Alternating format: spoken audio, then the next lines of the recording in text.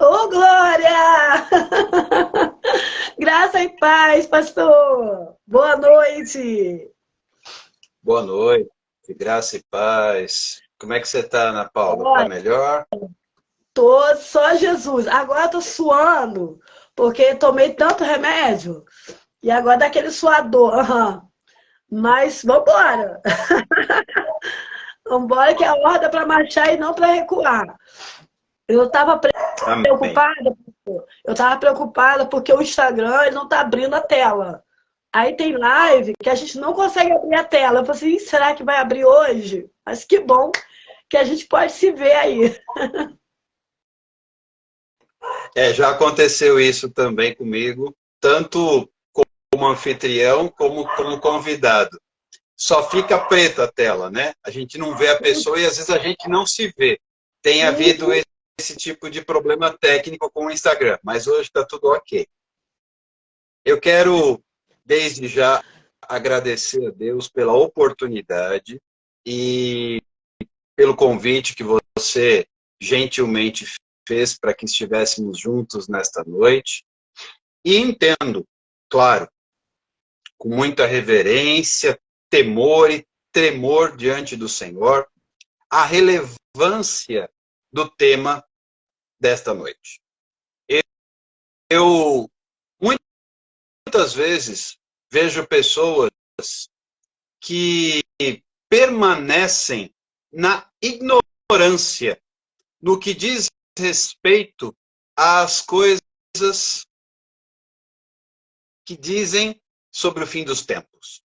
Alguns chegam a ter medo de estudar o Apocalipse.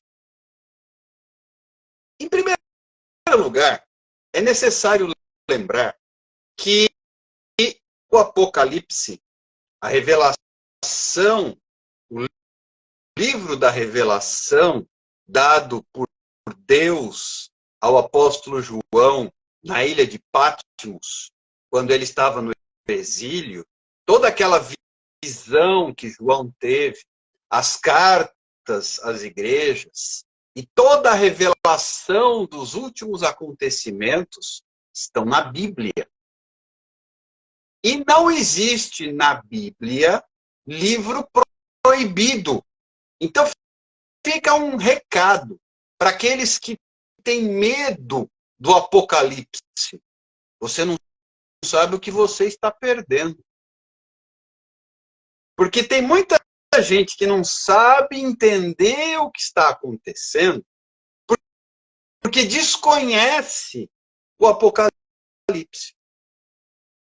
E aí, perceba que a própria Bíblia nos diz que nós erramos por não conhecer as Escrituras.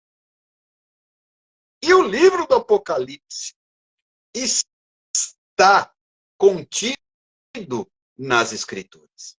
Não fuja do Apocalipse.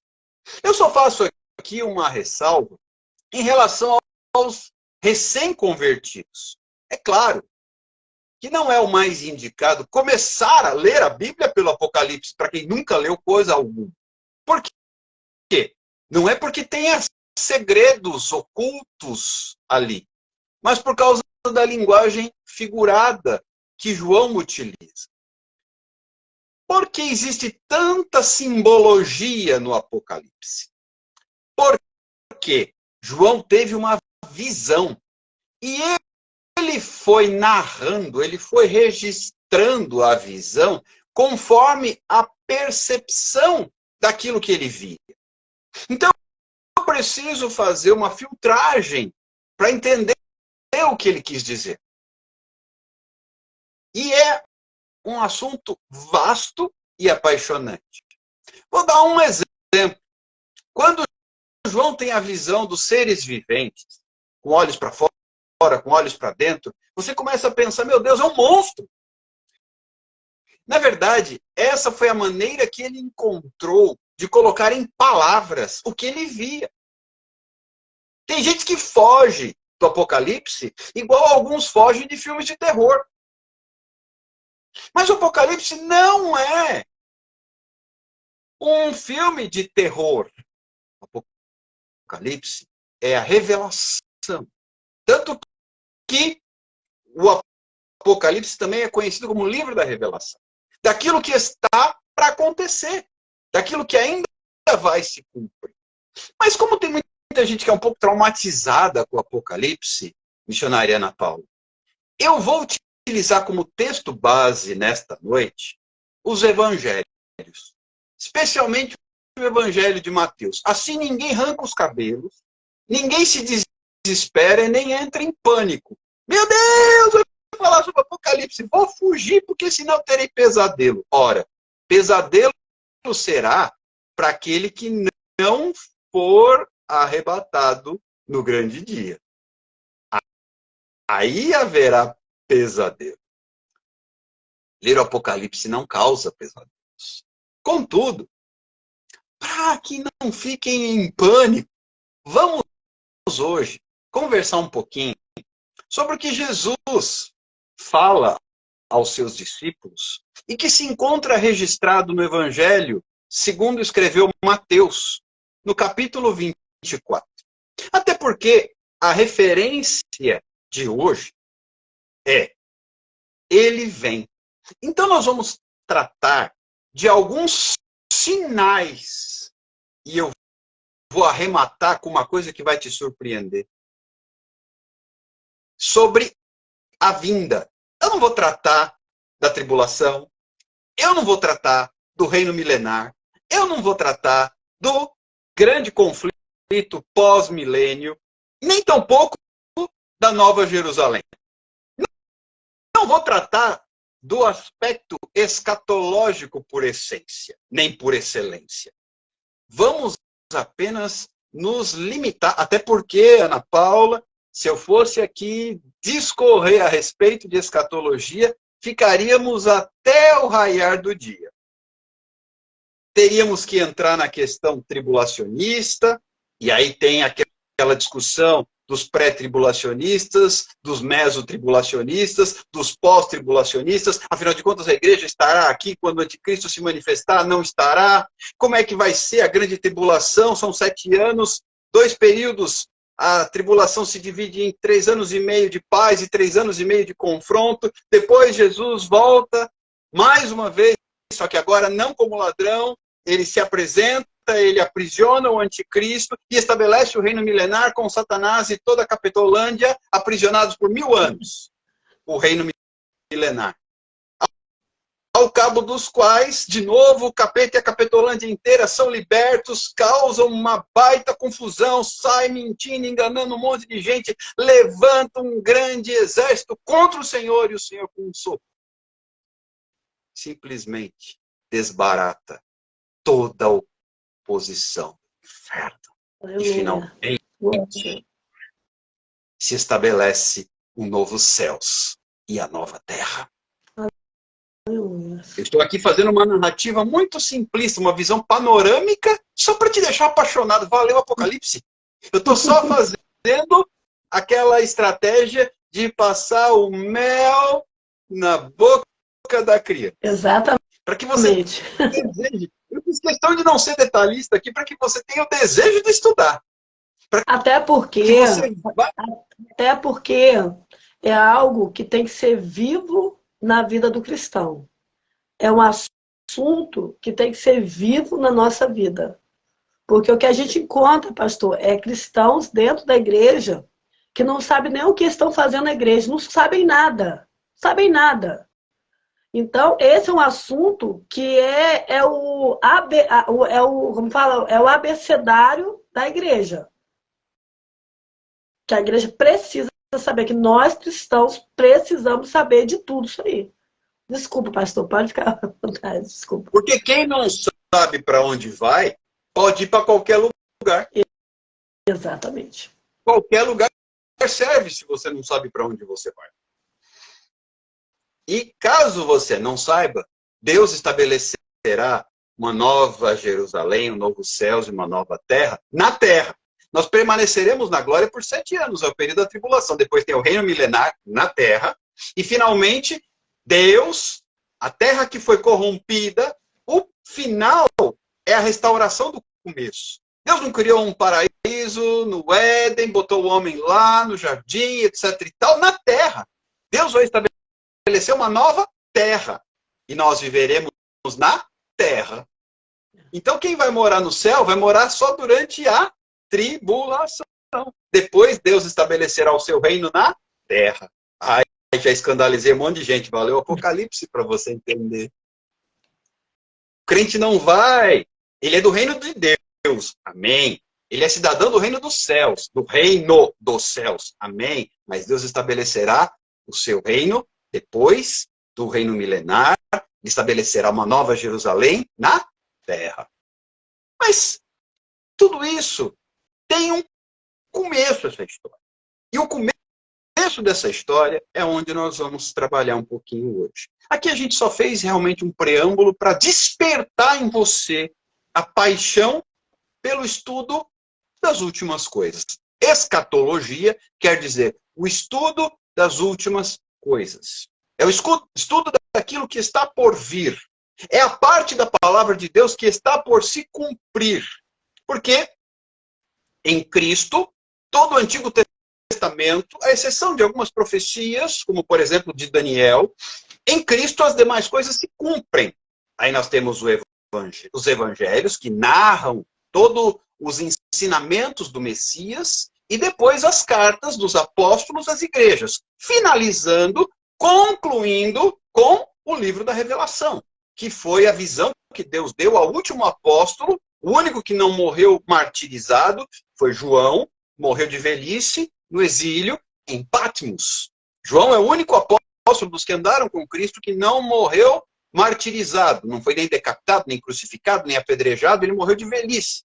E Deus deu a ele, lá em Patmos, a visão dos últimos acontecimentos, que ele vai narrando, e é o livro do Apocalipse. Se você vai para Apocalipse capítulo 22, você vê o final.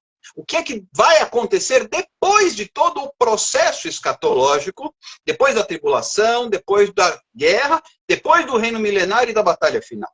Então nós teremos todo esse processo, eu só fiz questão aqui de pincelar bem rapidinho, e é para você ficar mesmo curioso para estudar. Isso é estratégia. A gente não conta tudo, a gente conta só uns pedaços para você falar como é que é essa história, deixa eu entender melhor, e aí você vai ler. E aí você vai estudar. Porque daria para fazer uma live, ou talvez até mais do que isso, a respeito de cada aspecto. Daria para a gente ficar aqui um tempão falando só sobre a grande tribulação. Daria para a gente ficar aqui um tempão falando só sobre o reino milenar. Daria para a gente ficar aqui um tempão falando só sobre Gog e Magog. Daria para a gente ficar aqui um tempão falando só sobre os cavaleiros do Apocalipse. E por aí vai. Os seres viventes e tudo mais. Os anciãos, os 24 anciãos. Olha quanta coisa. 24 anciãos são 12 e 12. 12 dos filhos das tribos nossos, os 24 anciãos. Eu estou falando um monte de coisa que você vai ter que estudar só para ficar com vontade, para ir ler o Apocalipse. Eu estou aqui para te provocar mesmo, para você ir estudar, porque o tema hoje é Ele Vem. Então nós vamos tratar de evidências que apontam para a vinda do Messias. E onde é que estão essas evidências?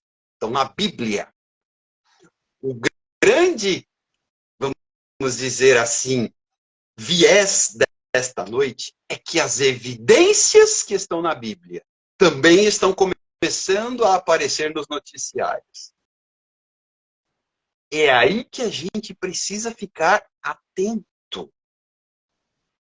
Porque as profecias estão se cumprindo. E eu não estou aqui para botar desespero nem pânico em ninguém. Nós não temos pressa. Nós temos urgência. É diferente. O crente não tem que ter pressa de fazer a vontade de Deus. Ele tem que ter urgência. Eu aprendi com um dos meus pastores que a gente tem que viver uma vida com Deus da seguinte maneira. Prontos para a vinda do Senhor Jesus nesta noite. Mas preparando o reino, caso ele ainda demore mais minutos. Por quê? Ah, mas no no relógio de Deus está tudo perto. Sim, só que o relógio de Deus é diferente do nosso. A Bíblia nos ensina que para Deus, 1.000 anos é como um dia. E um dia como 1.000 anos. Ah, no relógio de Deus, então pode ser que falte um dia. Um dia para ele, 1.000 anos para nós. E aí que a gente vê o tamanho da nossa insignificância. Porque algum de nós aqui, por mais idoso que seja, talvez tenha 70 ou 80 anos. E se tivesse vivido 1.000 anos, nem Matusalém viveu 1.000 anos. Ele viveu 969. Ele não viveu para Deus nem um dia. Veja o tamanho da nossa pequenez. E diante de tudo isso, o que é que eu entendo na palavra? Urgência e não pressa. Eu tenho que construir um ministério, um caminhar com urgência. Qual é a urgência? É a certeza de que ele vem. Só que Jesus vem dizendo que ele viria desde quando ele foi assunto aos céus.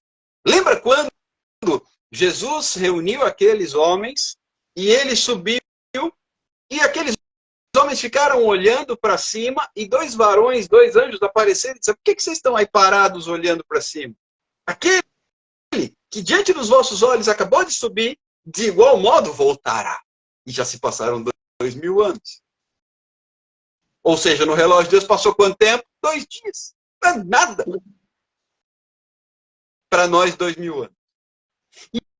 Então, mas eu tenho urgência. E qual é a urgência? Ide por todo mundo. Preguei o evangelho a toda criatura. Batizando em nome do Pai, do Filho e do Espírito Santo. E ensinando a guardar todas as coisas que vos tenho ordenado. Ide pregai o evangelho a toda criatura. Ide fazer discípulos de todas as nações. Eu estou mencionando aqui Mateus 28 e Marcos 16. A grande comissão. Essa é a minha urgência na palavra. Pregar o evangelho. Pregar o evangelho. Por quê? Porque ele vem. Exatamente. Por que eu tenho que pregar o evangelho? Porque ele vem. Por que eu preciso pregar o evangelho? Porque ele vem. E o próprio Jesus disse aos discípulos certa vez, quando eles perguntaram: será esse o tempo em que você restituirá o reino a Israel? Não vos compete conhecer tempos ou épocas que o Pai exclusivamente reservou para si. Mas vem cá, eu quero tratar sobre algo muito interessante. Você vai encontrar isso, eu vou usar como texto referência essa noite. Mateus capítulo 24. E eu só vou fazer isso dessa vez, prometo que será só dessa vez, para não deixar ninguém de cabelinho arrepiado. Porque se eu for ler muito Apocalipse, é capaz que você fique em pânico. Vamos ler Mateus. Assim você não fica em pânico nesta noite, mas eu vou avisando, é só dessa vez. Você vai encontrar essa referência em Mateus capítulo 24 e também está em Marcos capítulo 13 e Lucas capítulo 21. Nos evangelhos. Eu vou usar como referência Mateus. O linguajar de Mateus aqui facilita um pouco a nossa compreensão. Mateus capítulo 24, a partir do verso 3, ele trata de uma coisa chamada de o princípio das dores. Princípio das dores. E ele vai trazendo algumas evidências. E eu vou traçar aqui com vocês alguns comparativos com o que nós estamos vivendo hoje. Porque o tema que nos foi proposto é: ele vem. Abordando exatamente isso que eu estou trazendo para a nossa meditação nessa noite.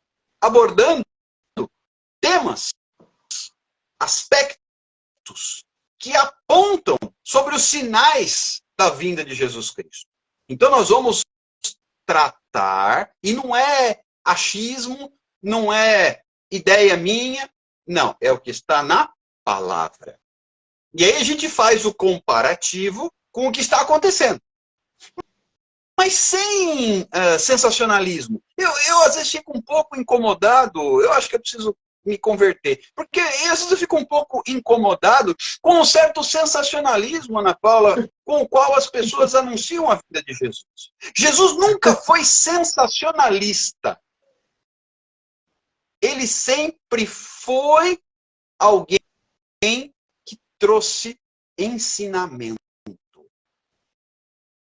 Então eu não quero. Porque tem gente, inclusive, Ana Paula, que prega um evangelho terrorista. O que é um evangelho terrorista? Se converta. Ou vou explodir uma bomba. E a bomba se chama condenação. Mas quem é você para condenar quem quer que seja?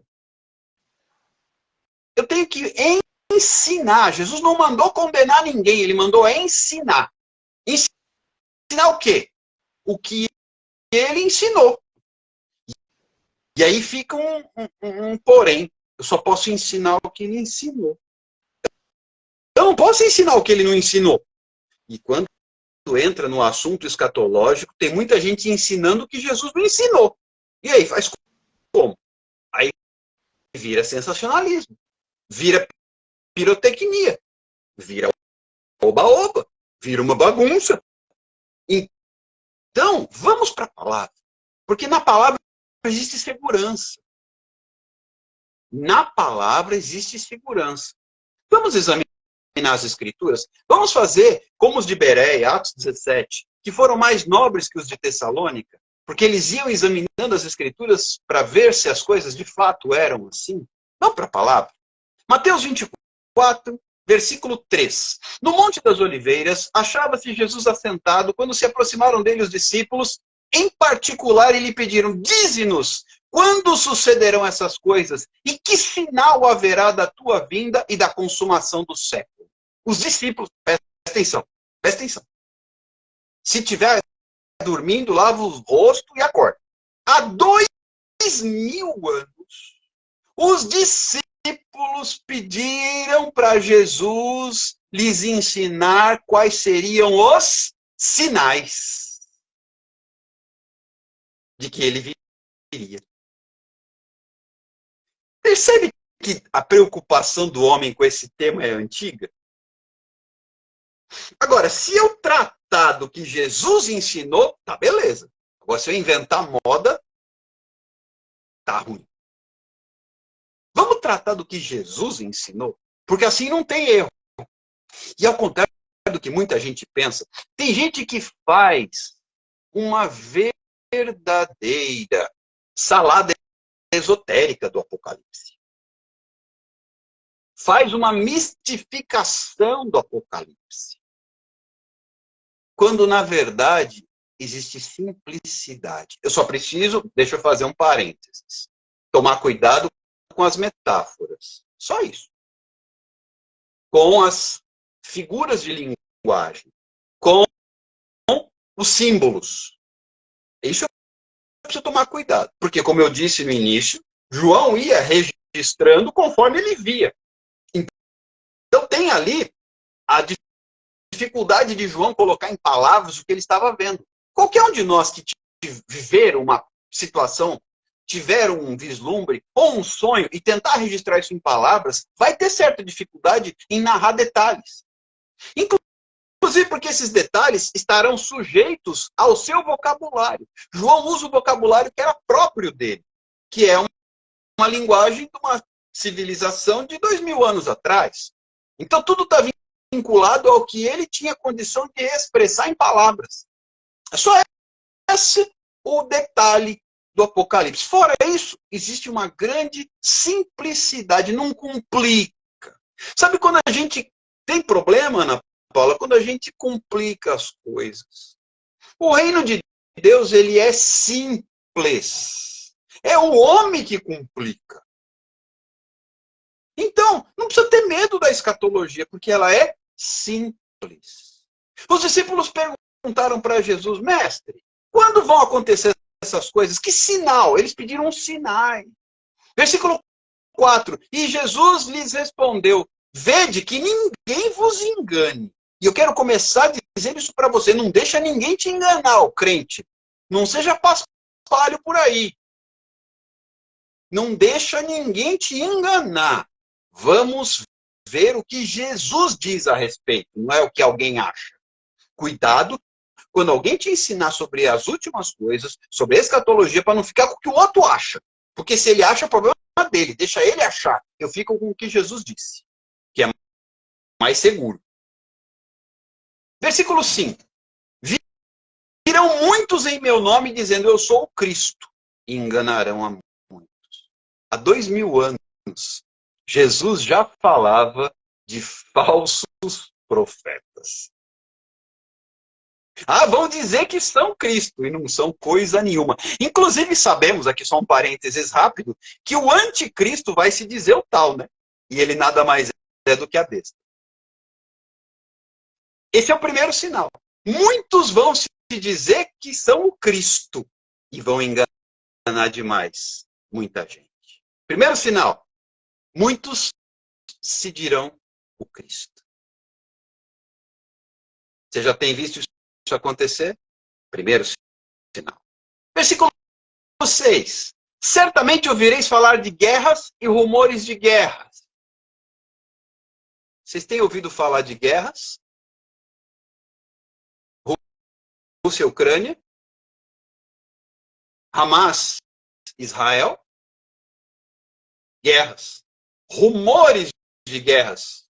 Quanto tem se falado sobre perigos de guerras? Rússia contra o Ocidente? Hamas, Irã, Líbia, Síria, numa grande coalizão contra Israel, rumores. Tenho ouvido falar de segundo sinal. Guerras, rumores de guerras. Mas olha o que Jesus continua dizendo no versículo 6. Não vos assusteis. E eu fico muito impressionado com um crente assustado com as guerras. Por que está assustado? Jesus disse que ia acontecer. É o segundo sinal. Não vos assusteis. Jesus falou isso há 2000 anos e você não leu isso ainda. Você está atrasado. Você está por fora. Não vos assusteis, porque é necessário assim acontecer. Jesus falou, é necessário que haja guerra. É necessário que haja rumores de guerra. Mas olha o que Jesus fala, mas ainda não é o fim.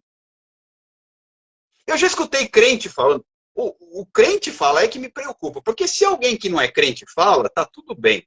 Mas quando eu escuto o crente falando, eu tenho escutado, ai meu Deus, a terceira guerra mundial, socorro, e começa a arrancar os cabelos e sai gritando, eu vou morrer.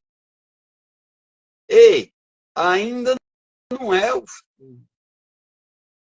Só acaba quando chegar o fim. Deixa eu contar um segredo para você.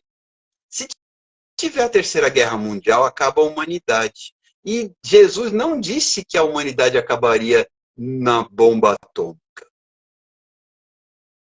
E detalhe, hoje em dia, com a globalização, toda guerra é mundial. Nós estamos, apesar de não fazer tanto tempo assim, da Primeira e da Segunda Guerra Mundial, 1915, 1914, 1918, a primeira, 1938, 1939, 1945, a segunda, não faz tanto tempo assim, mas o mundo mudou muito do século XX para cá. Então, falar em guerra mundial hoje, não se trata de todo mundo contra todo mundo, mas se trata de algo que envolva o mundo. E toda guerra hoje envolve o mundo. Queridos, a Rússia entra em conflito com a Ucrânia. Aí falta matéria-prima, sobe o remédio no Brasil. Aí o petróleo dispara por causa da crise econômica causada e sobe a gasolina. E gera inflação. Isso é guerra mundial. Terceira guerra mundial. Gente, toda guerra hoje ela é mundial. Vamos ter serenidade para entender as coisas. Vamos enxergar as coisas com olhos do Senhor. Vamos enxergar a coisa com olhos espirituais. Guerras e rumores de guerras, mas ainda não é o fim. Porque se de fato deflagrar um conflito nuclear, uma vez eu li isso, eu não gravei o número, mas nós temos um arsenal atômico suficiente para destruir a humanidade não sei quantas vezes. Se o arsenal atômico for detonado, a humanidade desaparece. E Jesus não disse que a humanidade acabaria no holocausto nuclear. Ele fala em guerras e rumores de guerras. Então não vem com esse pânico. Se você está com tanto pânico, então vou te dizer uma boa causa para você ter pânico. Vá pregar o evangelho. Porque enquanto você está em pânico, esperando uma bomba atômica explodir, tem gente indo para o inferno. Prega a palavra. Seja a luz do mundo e sal da terra. Faça a diferença. Seja crente. Segundo sinal, guerras, rumores de guerras. E Jesus continua dizendo, mas ainda não é o fim. Versículo 7. Porquanto se levantará nação contra nação, reino contra reino, e haverá fome e terremoto em vários lugares. Querido, você tem visto fome em vários lugares? Terremoto, para lá e para colar? Só que Jesus ele continua dizendo no versículo 8, porém tudo isto é o princípio das dores. Agora a gente começa a se localizar. Vamos nos situar. Se você então está entendendo a ministração, você já percebeu onde é que nós estamos. No princípio das dores. Não quer dizer que você vai ficar todo dolorido, com dor nas costas. É verdade, pastor, eu estou cheio de dor nas costas, o ciático está em crise, e eu estou com dor de cabeça, e torcicola, não é essas dores, não, crente desavisado. Não são essas dores. Se está todo dolorido é porque você anda dormindo torto, não faz atividade física, se alimenta mal, e além de tudo é um estressado. A questão aqui é outra, são outras dores. As dores que precedem o fim. Deu para entender? Princípio. Jesus fala isso claramente. Isso não é o fim, isso é o princípio das dores. Vem cá. Agora eu vou falar com as mamães que deram a luz aos seus filhos. Quando chega a hora, as dores começam. E elas têm nome, contrações. E elas vêm e doem. E elas aliviam. Passa um tempo, elas vêm de novo. E elas aliviam. Só que ainda não é a hora de nascer o bebê. É o princípio das dores. As mulheres vão entender isso. Os homens vão ficar boiando agora. Deixa os homens para lá. Aí, conforme as contrações vão se aproximando uma da outra e vão reduzindo os intervalos, é que sinal que está chegando próxima a hora do parto. Então, se hoje nós temos guerras, rumores de guerras e vem calmaria, guerras, rumores de guerras e mais calmaria, espaçadas, é o princípio das dores. Aí tem a notícia. A mesma notícia que as parturientes sabem, vai piorar. Porque as contrações vão aumentar e elas serão mais próximas umas das outras. Então eu tenho uma notícia para aqueles que gostam de ficar aí achando que está tudo ruim, vai piorar. Porque ainda estamos no princípio das dores. Você já acha que está tudo dodói? Só princípio das dores. Tem crente desesperado, arrancando os cabelos que ele já nem tem mais, já está careca faz 1 ano e ele continua arrancando o cabelo. Porque está dói. Mas eu estou aqui para te dizer, é o princípio das dores. Que vai piorar. Até chegar a hora em que ele vem. Eu estou dando aqui sinais. E aí você fala, como é que você está me dizendo que vai piorar, pastor Alexandre? Você veio aqui para acabar com a minha vida. Versículo 9. Então sereis atribulados. Você vai ser atribulado. Ai, que legal. Então sereis atribulados. Está vendo? Porque vai piorar. E vos matarão. Aí, piorando. Sereis odiados de todas as nações por causa do meu nome. Vão odiar você por causa do nome do Senhor dos Exércitos. Nesse tempo, muitos hão de se escandalizar. trair e odiar uns aos outros. Tem visto isso acontecer? Pois é, escândalos, traições e ódio.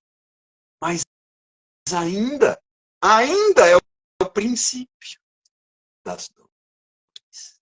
Levantar-se-ão muitos falsos profetas, versículo 11, e enganarão a muitos. Queridos, eu não estou inventando nada, vocês estão vendo que eu estou aqui passo a passo, de uma forma bem didática, lendo as escrituras com você, para você largar a mão de ser medroso e ter medo de estudar o que vai acontecer.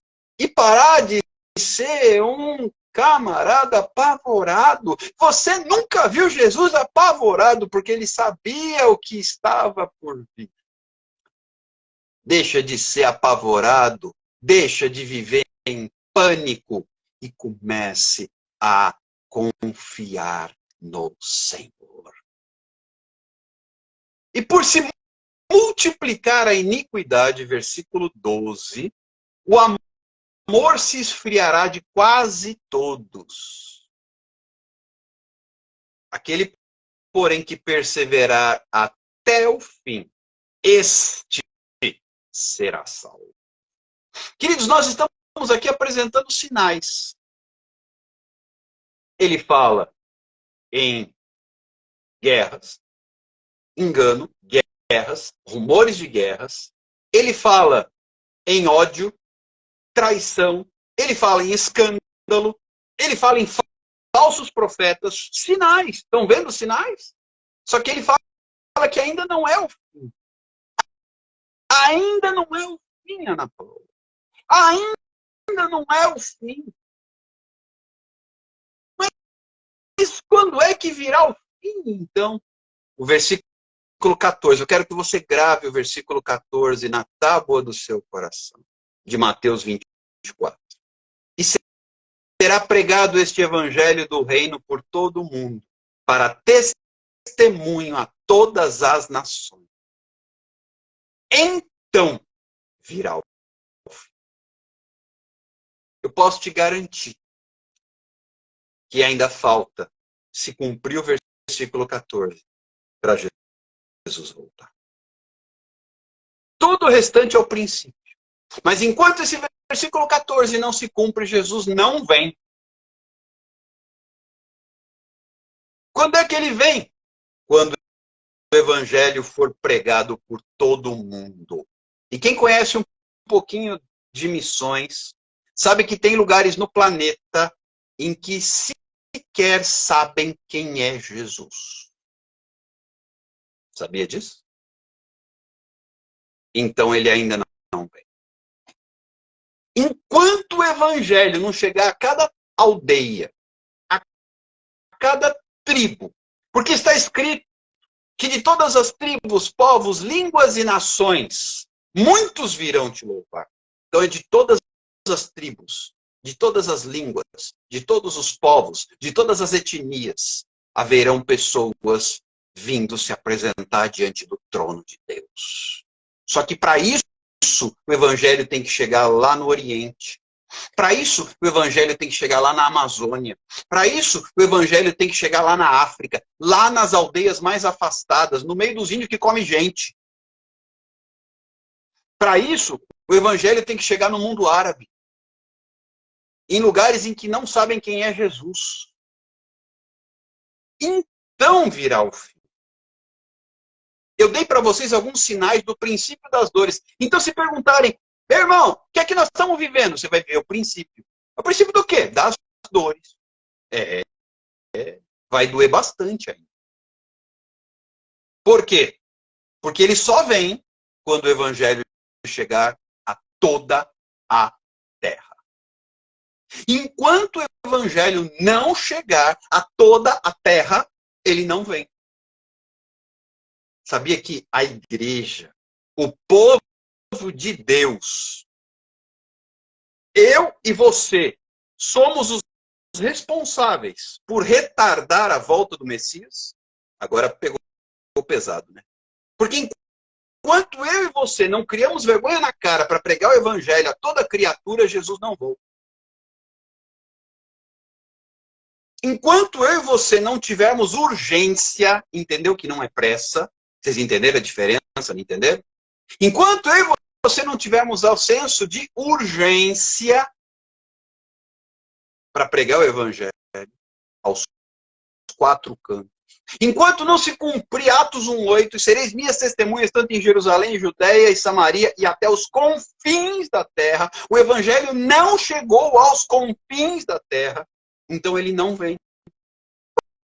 Alexandre, mas você não tinha que estar falando se ele vem? Sim, eu digo que ele vem. E eu dei sinais do que é que nós estamos vivendo. Mas eu também tenho que te dizer por que ele ainda não vem. E está na palavra. Então virá o fim. Quando? Quando o evangelho for pregado por todo o mundo. E eu posso afirmar, é estatístico, 1/3 do planeta Terra ainda não foi evangelizado. 2,6, 2,7 bilhão de pessoas não sabem quem é Jesus. É por isso que eu preciso ter conhecimento panorâmico das coisas. Agora eu estou falando de missões. Missões se encaixa em escatologia, caso você não saiba. 1/3, cerca de 30% da humanidade. Enquanto você está todo felizinho, porque no Brasil nós somos 30% de cristãos dito evangélicos, tem lugares em que ninguém sabe quem é Jesus. Tem lugares em que eles sabem quem é Neymar, eles sabem quem é Pelé, mas não sabem quem é Jesus. Enquanto Jesus não for pregado em cada um desses lugares, ele não vem. Porque a oportunidade será dada a todos. E detalhe, olha como a coisa começa a complicar para o nosso lado. Os anjos quiseram pregar. E Deus disse, não. Essa missão é dos homens. É sua e minha. E hoje, com as redes sociais, você pode se tornar um missionário até sem sair de casa. Está esperando o quê? Porque ele vem. Sim, ele vem. Maranata. Ora vem, Senhor Jesus. Mas enquanto você ficar em casa dormindo e assistindo Netflix ou qualquer outro tipo de programinha aí de seriado para maratonar série, Jesus não vem. E aí o que acontece com o princípio das dores? Vai doendo. E vai doendo. E vai doendo. E ele não vem. Quem é que vai promover a vinda de Jesus? Eu poderia continuar falando da grande tribulação, ainda em Mateus 24, a partir do verso 15. Eu poderia começar a falar sobre a vinda do Messias, a partir do verso 29. Mas o que adianta eu prosseguir se a responsabilidade que repousa sobre a igreja não está sendo executada? Ele vem, sim, ele vem. Quando ele vem? Quando o evangelho for pregado a toda a criatura. Senão ele não vem. Isso é bíblico, não é invenção. Vocês viram com que simplicidade a gente foi abordando assuntos escatológicos? Para de ter medo de estudar e comece a pregar. Porque se você não sabe para onde vai, o que vai acontecer, qualquer lugar serve. Você está esperando o quê? Para se tornar um pregador do evangelho. Eu não sei falar, meu filho, se você se calar, até as pedras clamarão, porque até das pedras Deus suscita filhos a Abraão. E eu já disse que em nome de Jesus não quero pedra falando perto de mim. Cala a boca, pedra, falo eu. Tem um tempo de pedregulho que, olha, vai ter pedra falando no lugar dele. Porque o camarada não se rende, não abre a boca. Eu não sei falar, então a pedra vai falar melhor que você. Pois é. Entenda que para que a obra aconteça, Deus não precisa de você, nem de mim. A vontade do Senhor se cumpre, comigo ou semigo, mas eu prefiro que seja comigo. Então, é tempo de mudar de atitude. Se você tem se calado, comece a pregar. Torne a sua vida uma plataforma, essa palavra é moderna, todo mundo gosta, uma plataforma de pregação do evangelho, em tempo e fora de tempo. Pregue feito um alucinado. com senso de urgência, não de pressa. Aonde? Em todo canto. Na faculdade, na academia, na escola. Pregue no serviço, em casa, na rua, na esquina, na padaria, no shopping. Pregue andando pela praça, pelas ruas, pelos quatro cantos da terra. Fale do que Jesus fez na sua vida. Você não precisa pregar, como eu aqui está dizendo um monte de referência bíblica. Você simplesmente diga o que Jesus fez na sua vida. Olha, eu não sei explicar muito não, mas o que eu posso dizer é que eu era imundo e Jesus me libertou. Eu era cego e hoje posso ver. Eu estava perdido e hoje fui achado. Eu estava destruído e fui restaurado. Aleluia. Então ele veio. E a minha oração, já concluindo, porque eu sei que a Ana Paula não está muito bem. A minha oração é que você seja um colaborador da volta de Jesus. De que maneira? Pregue.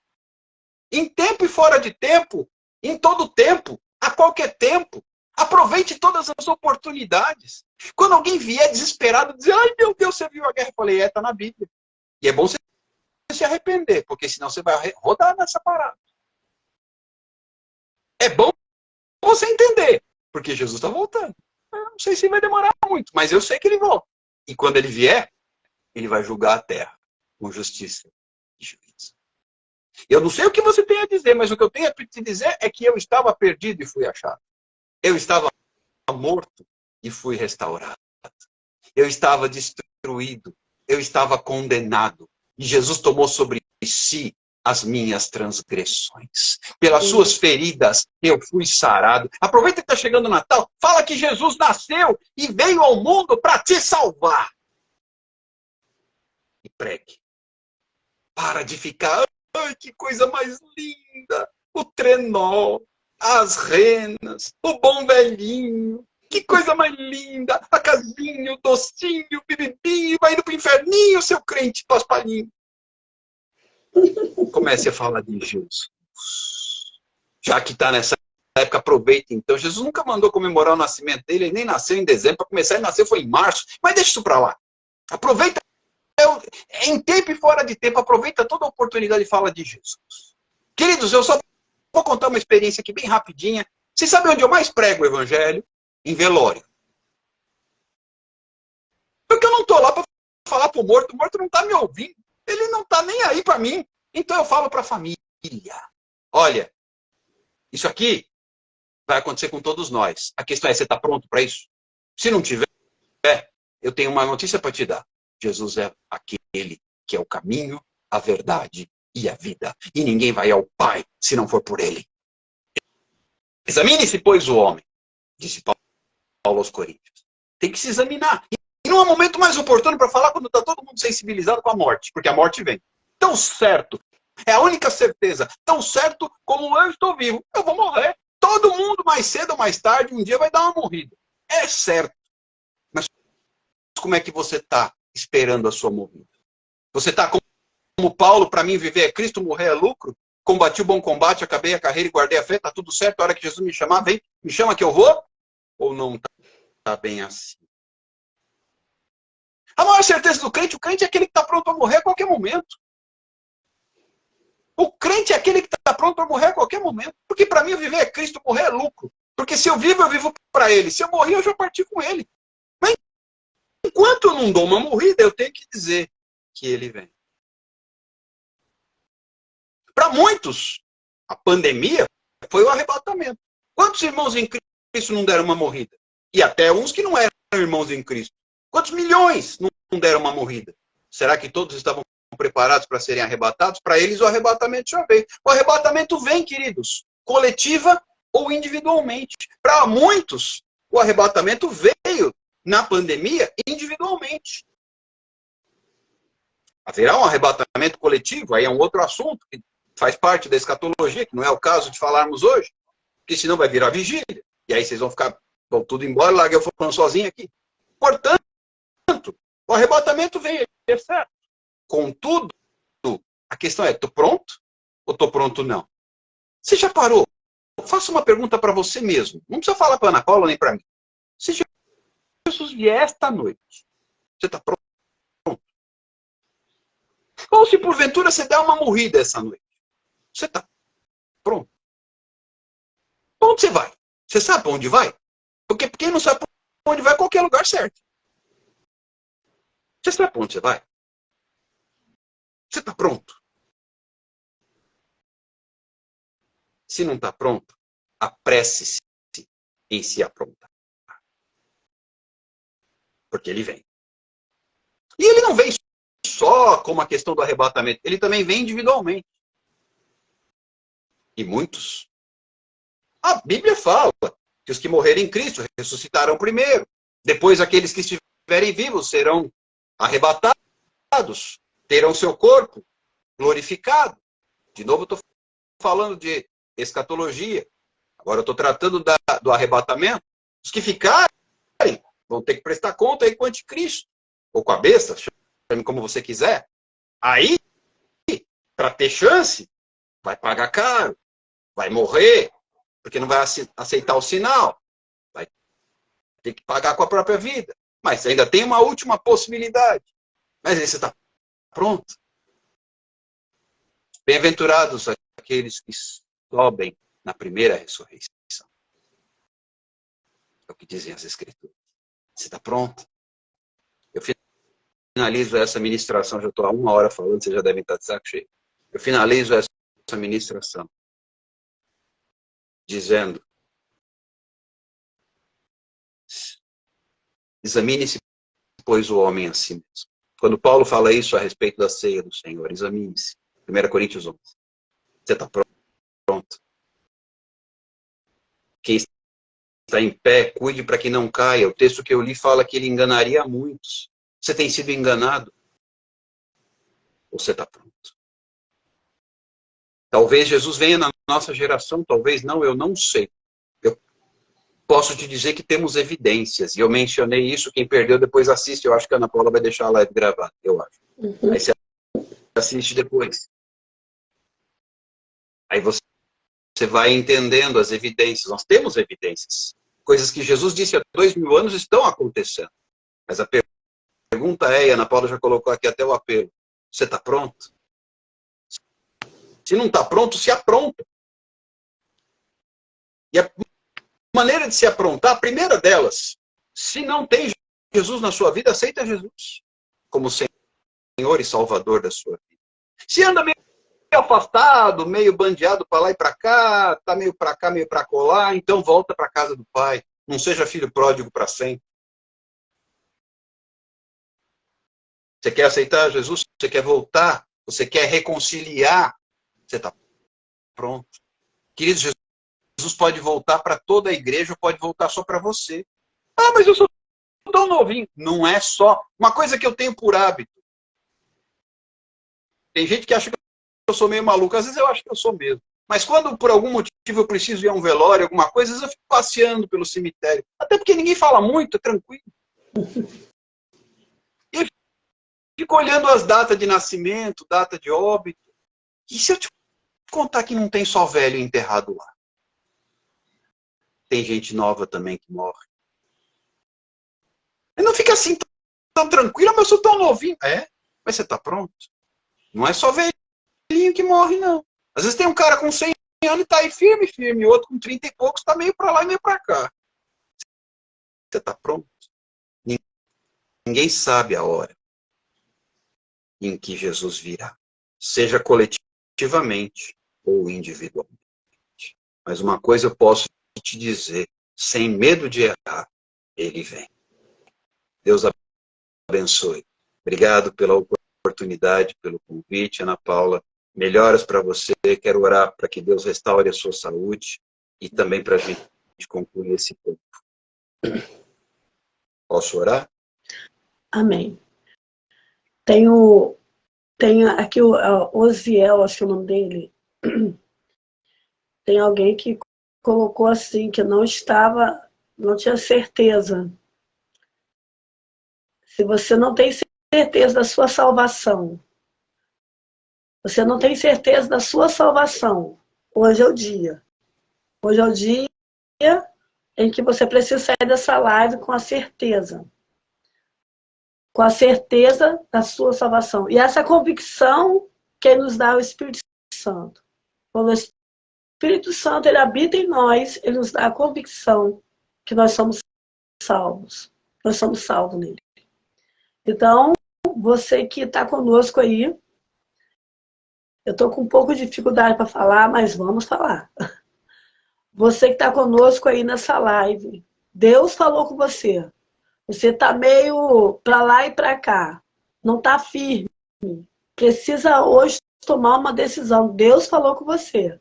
Então, se você quiser hoje vir para Jesus, aceitar Jesus, voltar para os caminhos do Senhor, você pode colocar aí nos comentários, eu quero, que nós vamos orar por você.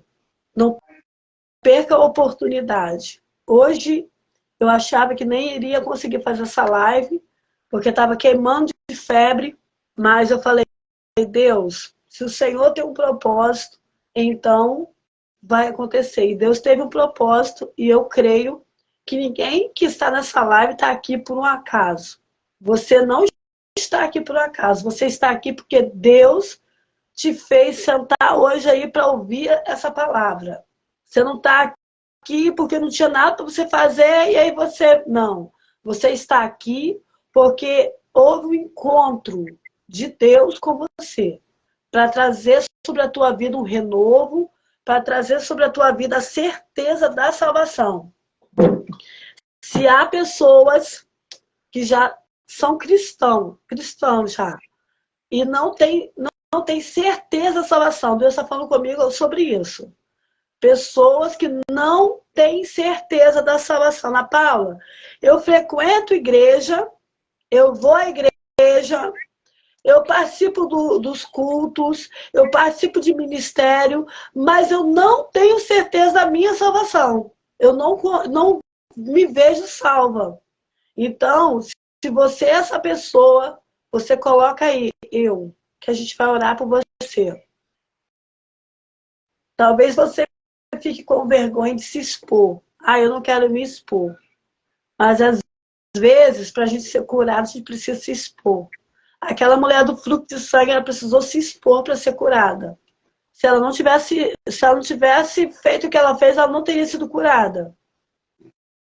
Então, você que está conosco aí, Deus está falando com você. Hoje é noite de quebrar essa cadeia, essa algema, para você receber de Deus. Amém? Então, você tem aí total liberdade para colocar.